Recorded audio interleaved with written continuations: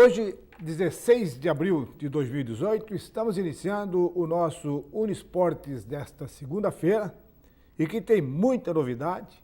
Ontem tivemos conversando com o presidente do Camboriú, ele já mais ou menos mapeou alguns jogadores e falou que no dia 2 estará todo o grupo se apresentando para o início da competição, que vai ser no mês de junho. E a grande decepção dos clubes catarinenses na abertura do Campeonato Brasileiro ficou por conta da Chapecoense, que foi goleada pela equipe do Atlético. Então, a situação da Chapecoense, que é a única representante dentro da Série A e vai participar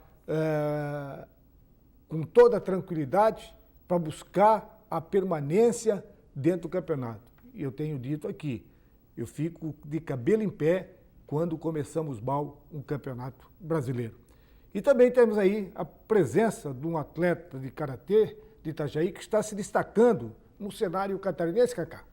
Olá, Eladio, olá para você que está ligado na TV Univar. Na verdade, Eladio, são atletas que participaram do Campeonato Catarinense no último final de semana lá em Blumenau e que obtiveram resultados muito bons, principalmente representando a nossa cidade a nível estadual. A gente tem imagens, inclusive, do pessoal do Karatê da nossa Itajaí já na tela para você e sempre o bandeirão de Itajaí sendo representado, né? A equipe é composta pela Fundação Municipal de Esporte e Lazer e também a Associação Estúdio Global de Karatê de Itajaí. Os atletas visam, além do ritmo de competição, pontos para a edição do ano que vem. O destaque da equipe, Gabriel Kruger Galarça, integrante da seleção brasileira por 4 anos, é líder também do ranking catarinense da Série A.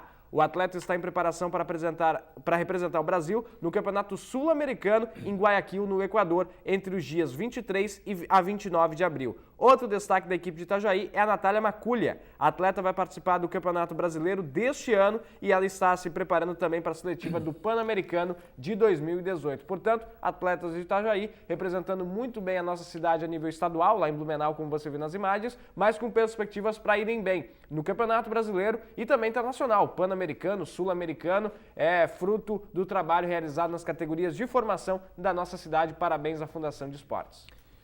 Só mesmo Itajaí, o polo náutico do Brasil, poderia trazer para o Brasil a terceira sede da Volvo Ocean Race, que é a competição latino-americana que está acontecendo aqui na cidade de Itajaí, que vai do dia 5 ao dia 22, e também que temos lá na Vila da Regata, o Clube Náutico Marcílio Dias sendo representado e também ontem aconteceu o encontro de colecionadores de camisa, é isso? Exatamente, lá de camisas do Marcílio Dias, o que foi muito mais legal. A gente tem imagens desse encontro de colecionadores que rolou na Vila da Regata, no espaço do Marcílio Dias, que reuniu mais de 200 camisas do Marinheiro neste sábado. Portanto, esse encontro de colecionadores do Clube Náutico Marcílio Dias, aqui na Vila da Regata Itajaí, aconteceu no final de semana. 3 representantes do clube, que já participam de outros eventos pelo estado, foram selecionados para expor essas relíquias do Marcílio Dias. Entre os destaques estão as camisetas lendárias usadas em campeonatos catarinenses, Copa Santa Catarina e também na Taça Governador Pedro Ivo. Na programação do Marcílio Dias na Volvo, ainda vai rolar hoje o Dia das Escolinhas e também amanhã o Dia do Futebol de Mesa. E nessa semana vai ter o encontro dos ex-jogadores do Marcílio Dias também. Então, olha, dia 22 já está chegando, vai terminar a Vila da Regata em Itajaí, mas ainda vai ter muita coisa legal acontecendo no estande do Marcílio, lá na Vila da Regata. Se você, torcedor, ainda não compareceu lá, vá, você não vai se arrepender, tem muita coisa legal do Marcílio Dias, é a história do marinheiro sendo exposta para todo mundo, porque está na Vila da Regata aqui de Itajaí. E pelo volume de camisas que você apresentou aí nos slides, já fizeram vários e vários modelos de camisas do Marcílio Dias e os colecionadores estão aí para mostrar. E a camisa atual estava lá também? Tá lá também. Essa é a mais exposta, né, para todo mundo poder acompanhar, a camisa da edição 2018. E o mais legal, Eladio, é que como a gente teve aí um número surpreendente, 200 camisas do Marcílio Dias, foi também uma iniciativa para meio que contar a história do Marcílio Dias através das camisas do Marinheiro. Gente, 200 camisas do Marcílio Dias. Muita história com essas camisas. E nós temos aqui Campeonato Catarinense, Copa Santa Catarina, Taça Governador Pedro Ivo, né? Então a gente tem muita coisa legal do Marcílio Dias contada nessa edição da Volvo lá no estande do Marcílio. Ô Cacá, ontem nós tivemos aqui com o presidente do Camboriú e tentamos, lógico, tirar alguns nomes de jogadores e da própria comissão técnica já tinha sido anunciado como Mauro Ovelha. Ele anunciou aí o Zé Carlos, anunciou outros atletas também. A gente já tinha comentado o Zé Carlos, né? Exatamente. Até o Mauro Ovelha chegou quase que no dia seguinte, Zé Carlos vai estar no Camboriú, né? Eles estão juntos, são unha em carne, né, no futebol catarinense. O Zé Carlos é o goleiro do Mauro Ovelha, quase que em todos os times. E já vazou o primeiro nome do Marcílio? Pois é, do Marcílio Dias foi divulgado pela diretoria do Marinheiro o primeiro contratado, o primeiro reforço para a temporada desse ano. Inclusive o Marcílio divulgou esse vídeo que a gente vai mostrar para você agora, do novo reforço do Marcílio. É um atacante, está aí na tela para você. Esse vídeo postado nas redes sociais do Marcílio Dias, a contratação do atacante Abner, tá aí com algumas informações na tela para você. O Abner tem 22 anos, ou seja, é sub-23 e começou a carreira no Metropolitano. Aí tem alguns lances do Abner jogando também para você acompanhar. Ele teve passagens pelo Atlético de Ibirama e também do Sinop lá do Mato Grosso. Antes de ir para o Inter de Lages, em maio de 2017, ele disputou a Série B do Brasileiro de 2016 com a Luverdense. Já jogou Brasileirão, portanto, já jogou a Série B. Ele também passou pelo estadual e lá do Mato Grosso na temporada passada. E no Campeonato Mato Grossense, ele marcou 2 gols, inclusive, com a camisa, portanto, da Luverdense. O atacante Abner tem 1,65 m e características do Abner, tá, gente? Ele tem característica de habilidades e também de velocidade. No Concórdia, ele foi muito bem recentemente, portanto, Abner, o primeiro reforço, eu achei um bom nome, principalmente pelo fato de ser sub-23 e de ser decisivo também no ataque. E falando em sub-23, ontem, na conversa que tivemos com o presidente do Camboriú, que é contra essa restrição de não poder colocar mais jogadores de idade superior a 23, mas ele foi um voto vencido e tem que respeitar e vão ter que fazer o campeonato aí da mesma maneira que foi feita no ano passado. Eu acho que não vai mudar muito. Ele disse que houve um acordo de cavalheiro entre os clubes que estavam para não dar problema posteriormente, né? Na reunião e definiram que vão ter que fazer com 23. E fazendo com 23, eu acho que o Camboriú já saiu na frente com a contratação do Zé Carlos. Pois é, porque o Zé Carlos é um grande goleiro. E é uma das peças acima dos 23, né? Então vai ser decisivo também. Ele é um grande goleiro, esteve no Concórdia. Quase todos os times que o Mauro Ovelha trabalha, o Zé Carlos é o goleiro do time do Mauro. Então, assim, ontem, em entrevista pra gente aqui na TV Univale, no Univale Esportes, o presidente Renato Cruz do Camboriú, ele confirmou que o orçamento para a temporada, para a Série B, vai ser de R$600 mil, deve ser em torno aí de 150 mil por mês a folha do Camboriú. Prometeu que dia 2 de maio vai apresentar o elenco do Camboriú, pelo menos o elenco que vai começar a temporada. Deve ser aí 18 jogadores, com 4 jogadores da base, né? 18 mais 4 jogadores das categorias de base do Camboriú que estão atuando aqui. Ele disse que por ele já escalava os 2 jogadores do Sub-17 do Camboriú que ele está acompanhando. Então, o Renato Cruz anunciou, portanto, essas informações. E de nome, a gente pediu, solta algum nome aí pra gente em primeira mão. Ele falou, olha, tô acertado com o Aldair. O Aldair vai voltar pro Camboriú, eles são amigos, até o presidente comentou, né? Aldair, vem jogar com a gente. Falou, pô, tu é meu amigo, não tem como dizer não. Então o Aldair volta para Camboriú, vai jogar no Cambura, deve ser talvez a grande contratação junto com o Zé Carlos, o Aldair, e mostra que o Camboriú vem forte sim para a temporada. O presidente comentou que ele deve começar o campeonato com 5 jogadores acima dos 23 anos, mas durante a competição devem compor o elenco com mais 6 ou 7 acima dos 23 anos, lembrando que só pode 5 nas partidas acima dos 23, né? Então esse é o Camboriú, é um Camboriú que vai ter um orçamento digno para a temporada, assim como os outros clubes, R$600 mil para a Série B, eu acho que vai ser a média dos clubes. Diz que tem patrocinadores fortes, com potencial para a Série A do ano que vem e principalmente vai montar um time competitivo, até porque tem o Mauro Ovelha, já trouxe o Zé Carlos, confirmou o Aldair, mostra que o Camboriú vai ter sim qualidade e vem para incomodar tanto o Marcílio quanto o Barroso. E o Camboriú demonstrou que o trabalho de base que é feito ao longo do tempo, ele já produziu alguns jogadores que já estão emprestados em alguns clubes e nós temos aí a participação do Camboriú, juntamente com o Marcílio Dias, na base e que teve rodada agora no final de semana. O Camboriú venceu por 4-3 o Operário de Mafra. Ele disse que o Operário assustou, disse que o Operário virou lá no Robertão, mas o Camboriú conseguiu virar de volta. O Operário é um dos últimos, né? O Operário é o vice-lanterna, né? E o Camboriú, com essa vitória por 4-3 sobre o Operário, assumiu a vice-liderança. E o presidente comentou, é um trabalho a longo prazo. Não começou ontem, não começou esse ano. Já está há um tempo aí o pessoal trabalhando nas categorias de base. Ele falou que tem até sub-7, sub-9, sub-11, 13, 15, 17. Então o Camboriú muito forte nas categorias de base. A gente está vendo os resultados. Dá tempo para a gente passar o gol da equipe do Almirante Barroso? A gente tem aí o representante de Itajaí. Está na tela para você. Esse é o primeiro gol da equipe do Barroso, Eric. Eric tem o apelido de Eric Gladiador. Ele fez esse gol da vitória do Almirante Barroso por 2-0 sobre o Barra. Portanto, esse é o primeiro gol. E a gente tem o segundo gol também para você curtir. Quero agradecer a assessoria de imprensa que atrás do gol fez as imagens. E aí a zaga do Barra se atrapalhou, Eladio. Olha aí, o goleirão cortou mal. E aí o João Vitor aproveitou e fez o 2-0. Detalhe, Eladio. Os gols do Barroso saíram apenas aos 33 minutos do segundo tempo. O Barra está fazendo um jogo muito difícil.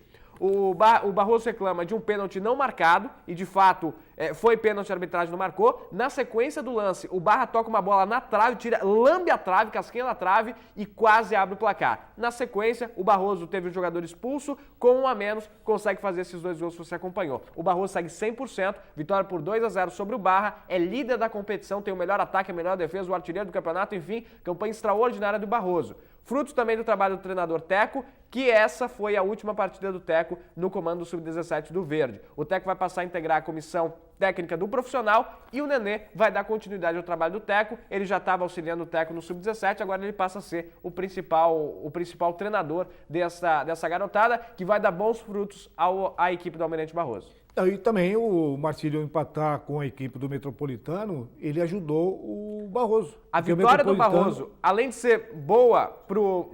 Perdão, Eladio, eu interrompi o teu raciocínio, mas está certo.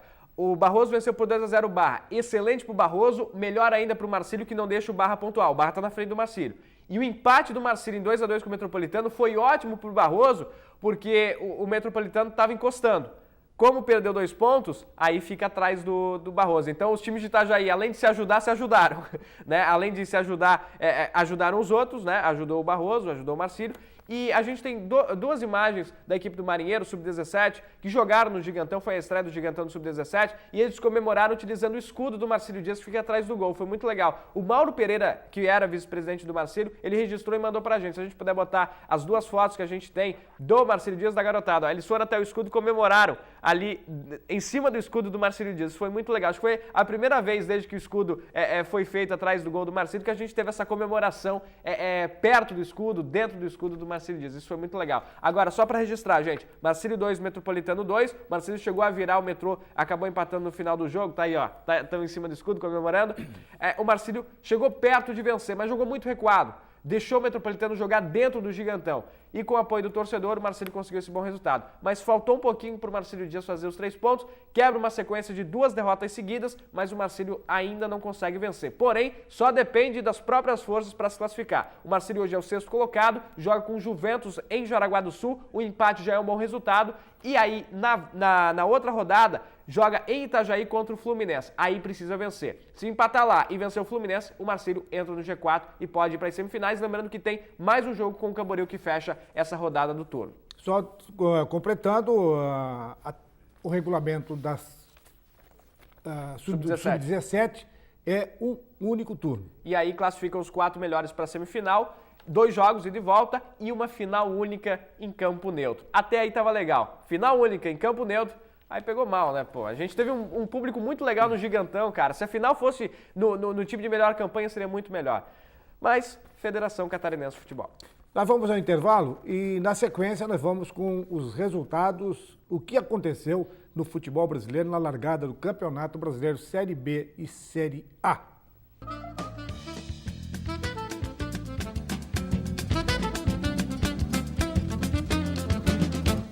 Estamos de volta e este segundo bloco nós temos o apoio do Restaurantes Paraty, a sua casa fora de casa, servindo almoço de segunda a sábado, com uma grande variedade de carnes e saladas. E é uma comida caseira. Fica ali na Avenida 7 de Setembro, na esquina do Centro Comercial Marcílio Dias. E, como eu disse na abertura desse programa, a Chapecoense foi a grande decepção dos clubes catarinenses na largada do Campeonato Brasileiro, a Chapecoense que nos representa na Série A. Vamos aos resultados da largada do Campeonato Brasileiro Série B e Série A. Na Série B tivemos rodada na sexta-feira, abertura da primeira rodada, Fortaleza e Guarani 2-1, vitória do time do Rogério Ceni, hein?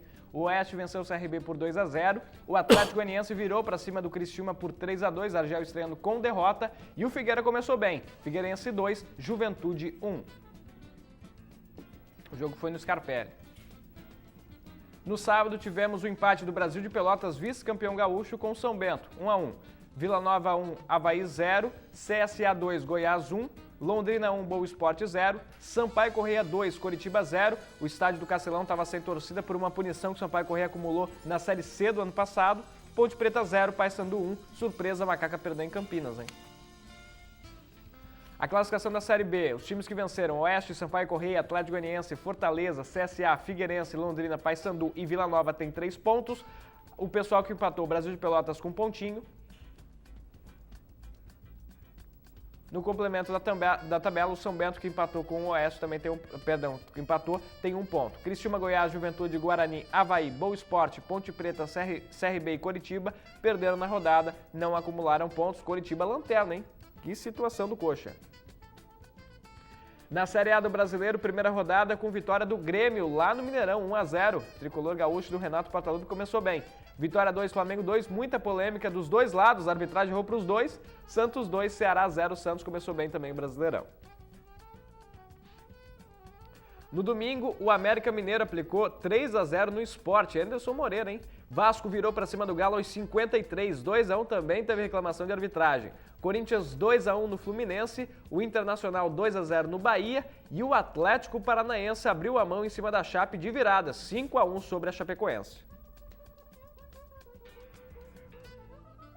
A classificação da Série A tem os times que venceram: Atlético Paranaense, América, Santos, Inter, Corinthians, Vasco e Grêmio com 3 pontos. Vitória e Flamengo empataram, tem 1 ponto. E aí o Botafogo joga hoje à noite, ainda não pontuou, 0 pontos. Palmeiras também joga hoje, junto com Paraná e São Paulo, 0 pontos. Fluminense, Galo, Cruzeiro, Bahia, Ceará, Sport, Chapecoense, que perderam, estão aí com 0 pontos. Assim começou o Campeonato Brasileiro da Série A. E a Chapecoense fica agora na lanterna até pelo saldo de gol. Já abre o campeonato lá na lanterna. Eladio, uma curiosidade, tá? Essa foi a primeira vez desde que a Chapecoense chegou à Série A do Campeonato Brasileiro que perdeu na estreia. A Chapecoense sempre começava muito bem o Brasileirão. Na primeira rodada, a Chapecoense nunca tinha perdido. Ontem quebrou esse tabu. O Atlético Paranaense quebrou esse tabu da Chape, está invicta na primeira rodada. Preocupa pelo fato de que a Chapecoense sempre fez bons campeonatos brasileiros da Série A. Fruto disso que a cada ano consegue posições melhores. Agora, preocupa esse 5-1, porque a Chapecoense foi muito fraca defensivamente. O Atlético Paranaense chutava como queria e fazia gol. E a Chapecoense saiu na frente por 1-0 e tomou a virada. E o Figueirense foi o único que salvou a pátria juntamente com o Joinville na Série C. O Joinville venceu por 1-0 o Ipiranga. Na Série C, mas o restante todo mundo foi derrotado. O Avaí jogou fora de casa e perdeu, o Criciúma perdeu também jogando fora de casa. A Chapecoense jogando fora de casa foi goleada e só salvou-se aí a equipe do Figueirense. Não sei se os nossos clubes estavam preparados. E nós tínhamos conversado aqui durante o longo desse período do campeonato regional. Os nossos clubes não estão se preparando para o Campeonato Brasileiro. Estão esperando para se preparar dentro do campeonato. E eles não têm essa bala na agulha para se preparar dentro do campeonato. Eladio, o Avaí ele vem contratando depois do início do Campeonato Catarinense. Quase que na reta final que o Avaí começou a apresentar alguns reforços. O Criciúma, com a chegada do Argel, é que deve começar a se reforçar, até porque da maneira como o Criciúma estava no Campeonato Catarinense, seria rebaixado no estadual. Então o Argel Fux chegou, não sei se trouxe ainda as peças que ele queria, mas eu ponho muita fé no Argel dentro do Criciúma. Agora, a preocupação com o Avaí, que desde que caiu da Série A ainda não apresentou um futebol que possa sobreviver e de repente voltar à primeira divisão do Brasileiro, fez o Campeonato Catarinense pífio, não começou bem o Catarinense também, perdeu para o Vila Nova fora de casa. Então, assim, o Figueirense é quem pode despontar aí como uma esperança para o futebol catarinense ter dias melhores. A própria Chapecoense, que era a grande favorita a fazer um grande ano, além de perder o título estadual em casa, não começou bem o Campeonato Brasileiro, perdendo por goleada. É normal perder para o Atlético Paranaense na Arena da Baixada, por 5-1 não. E a campanha na Libertadores foi muito fraca também. Então a Chapecoense preocupa, a Chapecoense que vinha fazendo campeonatos brasileiros sólidos, começa a acender a lanterna amarela, porque além de ser lanterna no Brasileiro, corre sério risco de fazer uma temporada pífia. E eu acho que o Gilson Kleina vai conseguir dar a volta por cima, mas o momento da Chapecoense é ruim. Perdeu o título estadual em casa e não começou bem o Brasileiro. Já o Figueirense, olha, tem que aplaudir o trabalho do Milton Cruz, hein? Montou um time competitivo, começou bem o Campeonato Brasileiro, favorito a voltar para a Série A. Mas o Milton Cruz, todas as vezes que ele fala, o Milton sempre usa o termo que eu tenho pouco tempo de trabalho, eu só estou faz pouco tempo que eu estou no Figueirense, já conquistei o título. Ele conquistou o título, lógico, da forma como foi num jogo único. Mas quem fez o campeonato para ser campeão foi a equipe da Chapecoense. Se fosse o pontos corridos, Se fosse o ponto corrido, teria sido campeão. E o Milton Cruz está aí, lógico, tentando acertar a equipe do Figueirense no campeonato. Agora, Ládio, não sei se eu acho que o nível do nosso campeonato, mais uma vez, vai ficar uma briga tremenda da barriga para baixo, que isso é coisa A de louco. emoção vai ficar por conta da luta contra o rebaixamento, concordo. Agora sim, Ládio, Ponte Preta e Coritiba, que são talvez os maiores times dessa Série B, perderam. A Ponte perdeu em casa e o Coritiba perdeu fora para o Sampaio Corrêa, que vinha da Série C. Então acho que o campeonato vai ser sim nivelado por baixo e acredito que o Figueirense tem potencial de brigar pelo acesso. Talvez Criciúma e Avaí por fora possam também beliscar esse acesso. Eu me preocupo mais com a Chapecoense. A Chapecoense na Série A. E o problema também, esse campeonato brasileiro, ele é quarta, domingo, sexta, sábado, nesse começo, domingo. eu não vi a tabela da Série B, mas eu sei que na Série A ainda quarto e domingo vai demorar um pouquinho. Vai ter domingo, até por conta da Libertadores. Em função da Libertadores e da Copa do Brasil. Mas acho que na Série B é mais maluco assim, né? Terça, até o Toninho Camarões comentou com a gente, né? É muito difícil fazer Série B, porque joga terça, depois na sexta, no sábado, joga... Então é difícil, Série B é complicado também, mas né? esses jogos da Série B é tudo em função do patrocinador. Que então ele estava fazendo um jogo na segunda, um jogo na terça, um jogo no sábado, um jogo na sexta, um jogo na quinta. Ele sempre queria ter um jogo para vender. Tem que trabalhar muito bem a logística, né? Até porque a gente tem muitos times do Nordeste e do Norte também na Série B, né? Pra gente aqui de Santa Catarina fica bem desgastante jogar a Série B do Campeonato Brasileiro, fruto também desses horários malucos, dias malucos, né? Terça, na sexta, enfim, mas se for para dizer assim, ó, depois da primeira rodada, quem te preocupa mais? Preocupa a Chapecoense pelo fato de ter tomado essa goleada e pelo futebol que apresentou, muito abaixo da expectativa de um vice-campeão catarinense, né? E de fato, a Chapecoense criou uma expectativa muito grande e não correspondeu na estreia. E só tem Campeonato Brasileiro, porque as oitavas da Copa do Brasil vai demorar para chegar. Então, olha, espero que o Gilson Kleina possa trabalhar e uma pena que a segunda rodada seja Chapecoense e Vasco. Vai ser uma pena essa Chapecoense e Vasco. Mas por que pena? Porque... Eu gosto muito de torcer pro futebol catarinense. Pena pra Chapecoense ou pena pro Vasco? Com exceção quando tem o Vasco. Agora, o Vasco gosta de ressuscitar time, então não sei o que esperar dessa segunda rodada no próximo domingo. Mas é uma pena que já se encarem assim nesse momento diferente. O Vasco por ter vencido a Chapecoense, por ter perdido por 5-1. Eládio, eu tava conversando com o James no intervalo e fui confirmar o reforço do Marcílio Abner, ele marcou gol na semifinal do ano passado. O Abner, portanto, é um jogador decisivo e ano passado, pelo Concórdia, ele fez o gol da classificação sobre o Marcílio Dias. É um jogador muito importante, gostei da contratação do Marcílio. Lógico que na abertura do Campeonato Brasileiro Série A, Série B e Série C, nós temos também, daqui a pouco, a abertura da Série D. E esses nossos clubes que estão na Série D hoje, eles vão ter bala na agulha para entrar bem na competição? Talvez o Tubarão seja o que tem mais bala na agulha. O Brusque é uma incógnita, né? Porque o Brusque, no Campeonato Catarinense, anunciou o maior patrocínio da história do Brusque, né? No Campeonato Catarinense. E não foi esperado. Mas já renovou com o Pingo. Renovou com o Pingo, né? Mas acho que o salário foi o mesmo. Mantiveram o salário. Ele renovou com o Pingo, renovou também com... o Safira. O Hélio Paraíba. Enfim, a base deve ser a mesma do Campeonato Catarinense. Mas para a Série D, eu acho que precisa de um pouquinho a mais. O Tubarão eu acho que tem bala na agulha. Mas talvez o Brusque pode chegar assim porque tem um grande patrocinador com ele, né? O mais fraquinho deve ser o Inter de Lages, que vai apenas para cumprir tabela. Essencialmente cumprir tabela, porque terminou o Campeonato Catarinense às duras penas, foi rebaixado, está desacreditado na cidade e mesmo assim tem que cumprir a tabela da Série D. O Inter chegou a cogitar desistência do Campeonato Brasileiro da Série D, mas se fizer isso, aí pega um gancho de campeonatos nacionais, seria muito pior se o Inter não participasse. Então, participa, cumpre tabela, mas acho que não vai chegar longe não. Se a gente tiver algum clube despontando, deve ser o Tubarão e o Brusque correndo por fora. O Internacional, ele já vem se arrastando há uns 2, 3 anos. Ano passado era para ter caído. Ele vem se arrastando já há uns 2, 3 anos, ele vem se arrastando. Ano passado terminou o campeonato devendo salário.